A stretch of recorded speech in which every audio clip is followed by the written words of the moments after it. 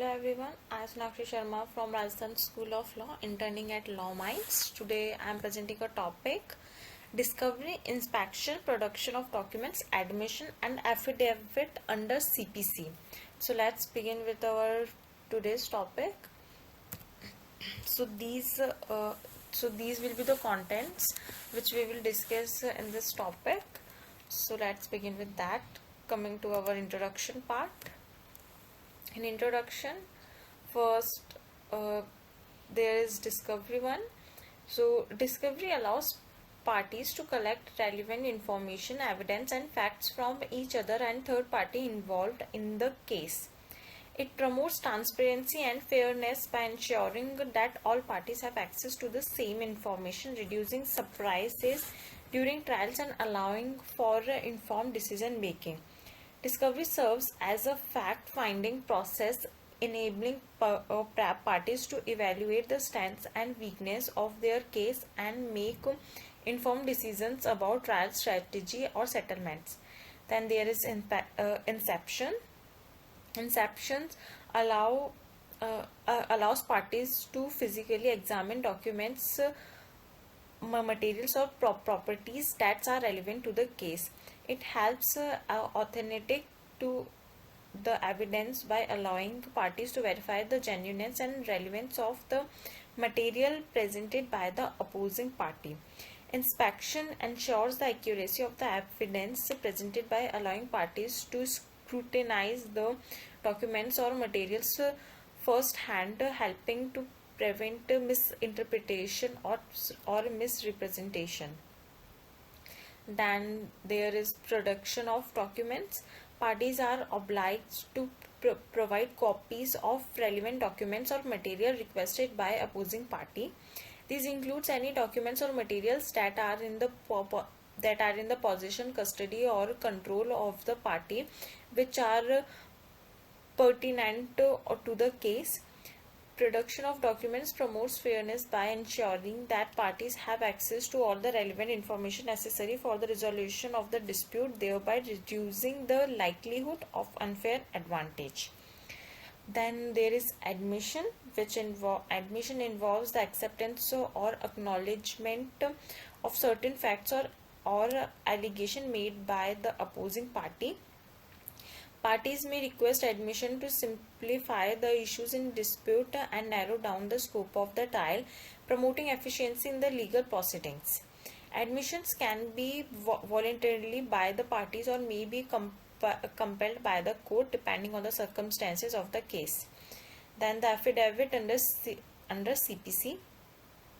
Affidavit are written statements of facts on or affirmed by person before an unauthorized officer, usually a notary public or a magistrate. They are commonly used to prevent evidence or testimony in support of parties' claims or defense, providing a formal record of statement made under oath. Affidavits are subject to penalties for perjury if found to contain false information, emphasizing the importance of truthfulness and accuracy in legal proceedings.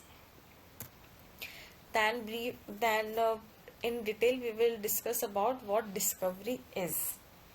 Discovery is a legal process where parties involved in a lawsuit exchange information and evidence relevant to the case. It allows each other to learn about the other evidence, witness and legal theories before trials. This exchange promotes fairness, transparency and the efficient resolution of disputes. Discovery can include methods such as interrogatories, written questions, depositions, oral testimony under oath, request for the production of documents or other tangible items, and request for admission of facts. Order 11 of the Code of Civil Procedure (CPC) specifically addresses discovery. It lays out the procedures and rules governing the exchange of information between parties in a civil case. This order sets forth guidelines on how parties can request information from each other, the types of information that must be disclosed, and the timeline for responding to discovery request. Order 11 ensures that both parties have access to relevant information necessary for the fair and just resolution of the case, which also providing mechanism for resolving disputes or disagreements that may arise during the discovery process.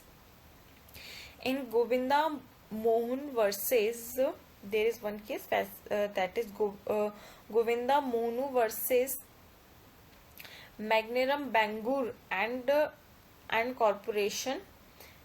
It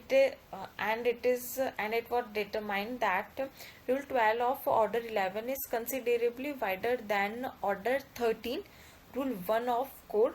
The right to disclosure of an adversary's document is expansive, not limited oneself to information that may be suitable in evidence when the case is ultimately tried.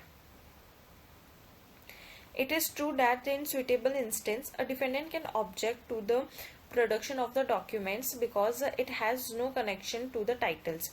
Nevertheless, if the documents in question have some impact on plaintiff's titles, such objection cannot be legitimately stated if an order for discovery has been issued under Rule 12 of Order 11. All documents related to the matter must be contained in affidavit of documents filed by the individual against whom the order is made.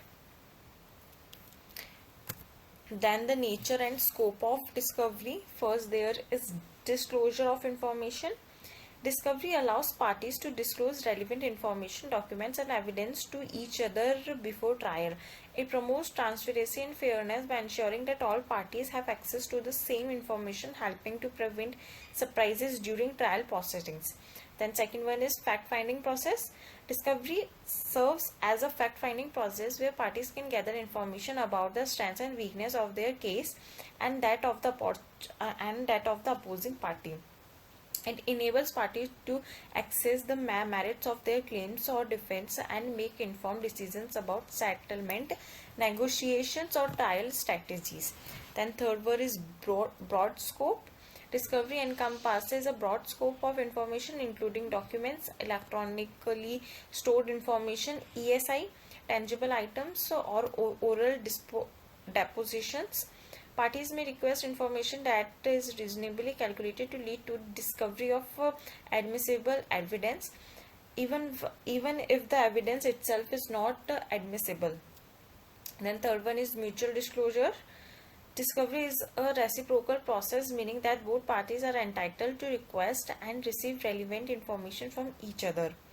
This principle ensures balance and equality between the parties, preventing one side from having an unfair advantage over the other. Fifth one is pre-trial preparation. Discovery aids parties in preparing for a trial by allowing them to gather evidence, identify witness, and assess the strength of their case. It helps streamline trial proceedings by reducing the need for surprise witness or last-minute evidence presentation. Then sixth one is court oversight. Courts plays a supervisory role in the discovery process, ensuring that it is conducted fairly, efficiently, and under the rules of civil procedure. Courts may issue protective orders to prevent abuse or harassment during discovery and resolve disputes between parties regarding the scope or relevance of requested information. Seventh and last one is confidential protection. Discovery may involve sensitive or confidential information such as trade secrets or privileged communication. Parties can seek protective orders from the court to limit the disclosure of confidential information to the opposing party or the other. Now next one is admission. So Order 12 under the Civil Procedure Code CPC deals with the admission of facts. It provides a mechanism for parties to streamline litigation by admitting certain facts, thereby narrowing down the issues in dispute and potentially avoiding unnecessary trials. Parties may serve written requests for admission of facts to each other, specifying the facts they seek admission of. If the other party fails to deny the facts within the prescribed time limit, those facts are deemed admitted. Conversely, if a party denies a fact, it must provide reasons for the denial. Admission under Order 12 are aimed at promoting efficiency and reducing the time and expense involved in litigation. They help in focusing the trial on genuine areas of dispute, facilitating quicker resolution of case.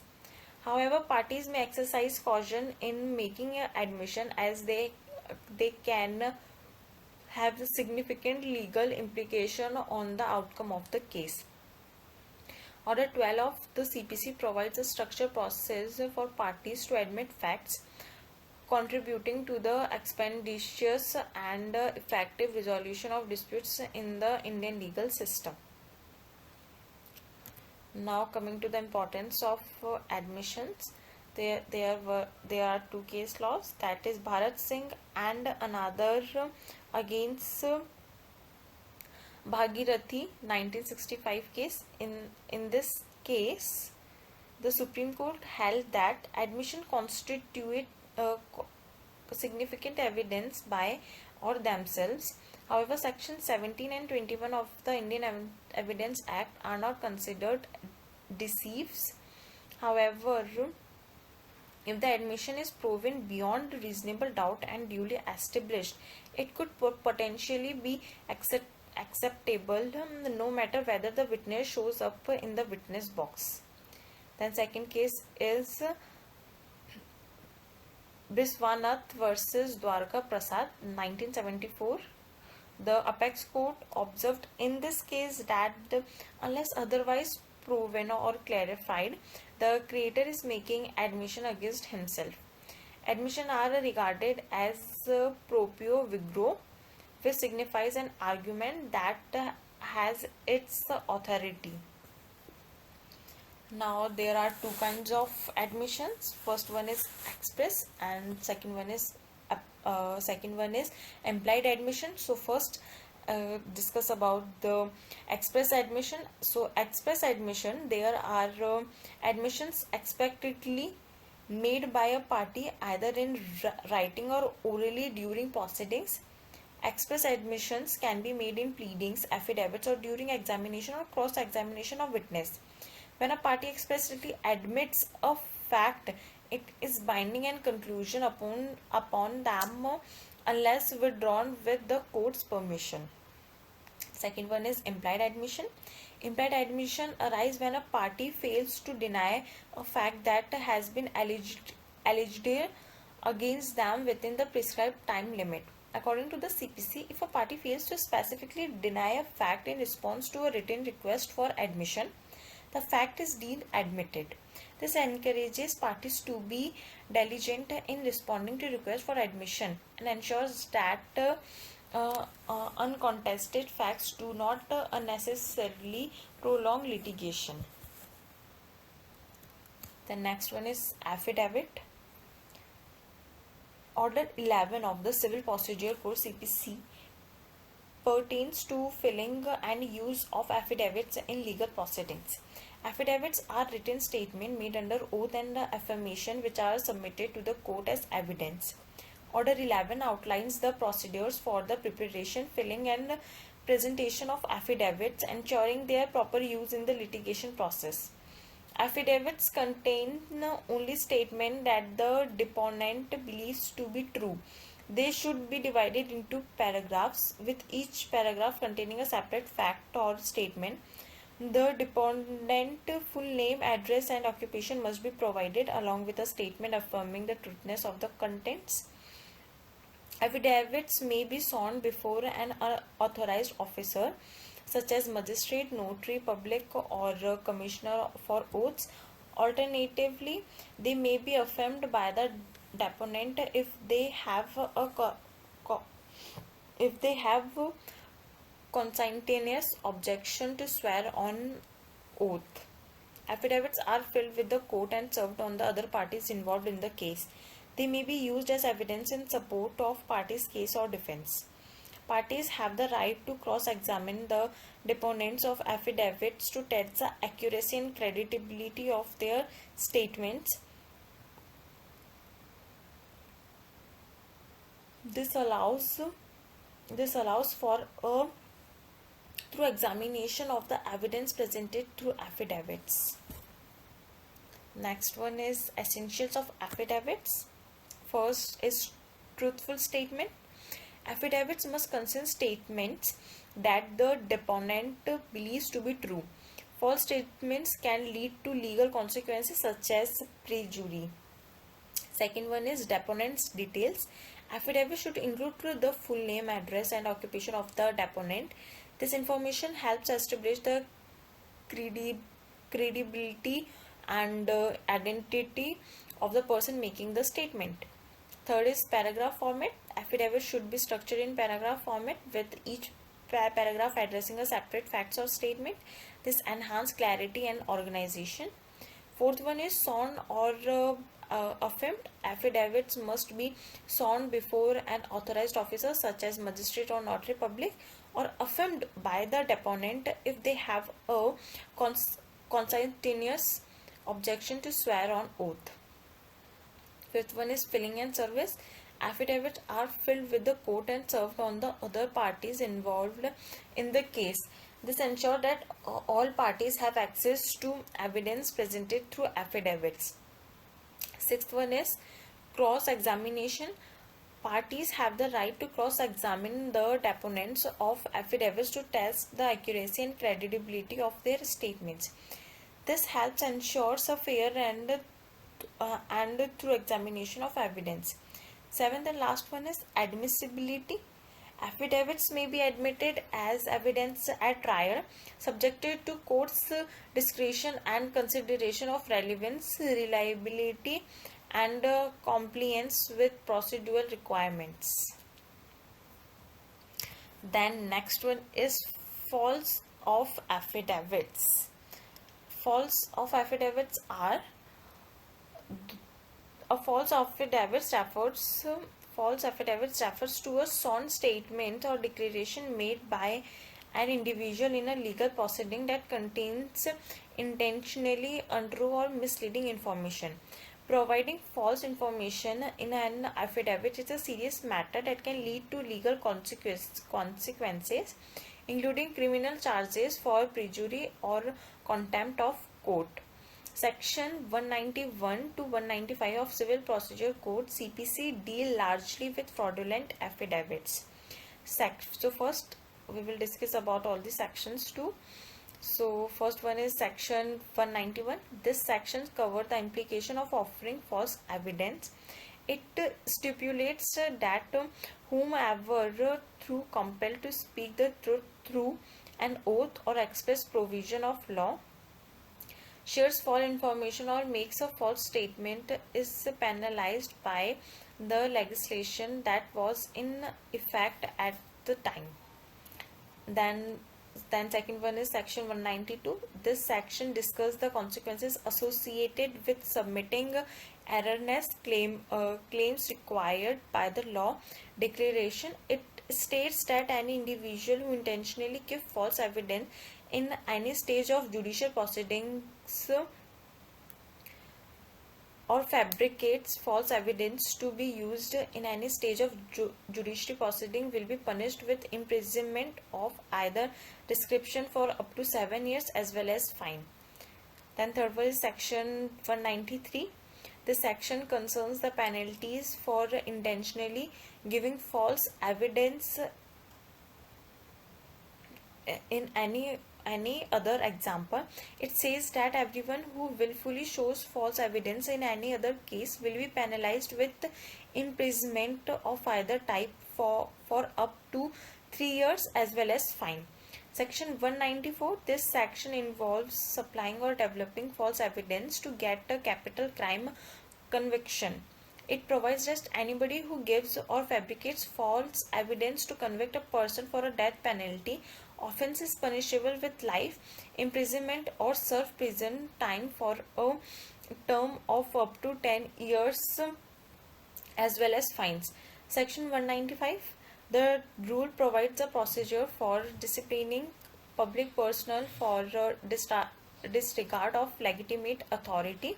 It provides that no court shall recognize of an offense punishable under section 172 to 188 of Indian Penal Code, which incorporates offence requiring false evidence unless a written complaint is submitted by a public servant or the court.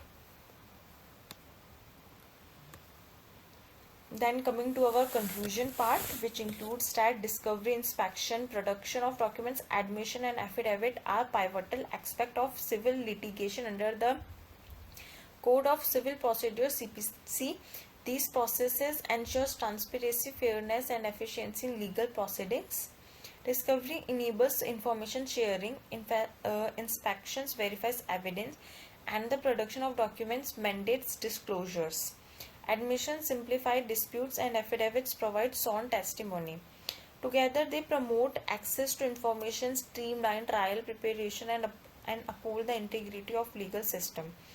These procedural elements are essential for resolving disputes equitably and facilitating a fair and just resolution of civil case under the CPC. Thank you for listening me.